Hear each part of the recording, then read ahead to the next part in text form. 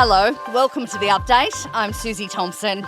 A New South Wales police officer will today learn whether he'll be held behind bars until his sentencing over the death of 95-year-old Clare Nowland.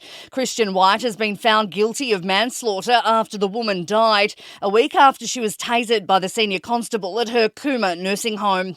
A Supreme Court judge is weighing up whether to revoke White's bail until sentencing.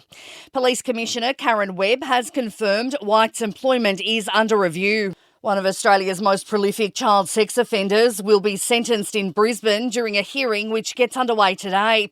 Former childcare worker Ashley Griffith has pleaded guilty to more than 300 charges, including rape and making child exploitation material. 65 victims are from Queensland and 4 are from overseas. A third Australian who fell ill after the mass methanol poisoning in Laos is now in a stable condition. News Corp says the dual national is receiving help from the Department of Foreign Affairs and Trade. 2 Melbourne women, another 2 from Denmark, 1 from Britain and an American man have all died within the last 3 weeks after drinking alcohol laced with methanol at a backpackers hostel. Children found guilty of stealing cars in Queensland could receive up to 10 years jail time under reforms to be introduced to Parliament today. The adult crime legislation includes maximum sentences of life in prison for murder or manslaughter and 14 years for robbery and burglary. Premier David Crisafulli says it's the state's first strike back against a youth crime crisis. And we're being warned Australia could see a summer of mass blackouts unless efforts are made to conserve power. The New South Wales Premier is begging people to avoid using power-sucking devices like dishwashers and washing machines between 3 and 8 p.m.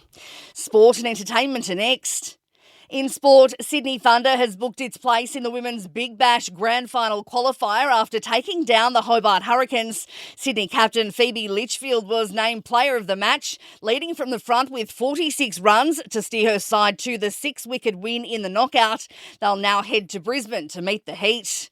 And the Greens are soft and slow after a serious drenching at Kingston Heath and the Victoria Golf Club ahead of the start of the Australian Open this morning. In entertainment news, the vocals of late One Direction singer Liam Payne have been used on the 40th anniversary recording of Do They Know It's Christmas. Irish singer and charity founder Bob Geldof became emotional when asked about Payne's part in the song, saying he is alive with us and with his mates. And Prince Harry's privacy lawsuit against the publisher of the Daily Mail newspapers will go to trial in early 2026.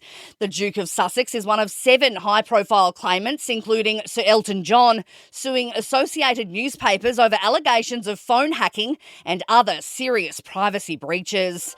And that is the latest from the Nova podcast team. We'll see you later on for another update. I'm Susie Thompson.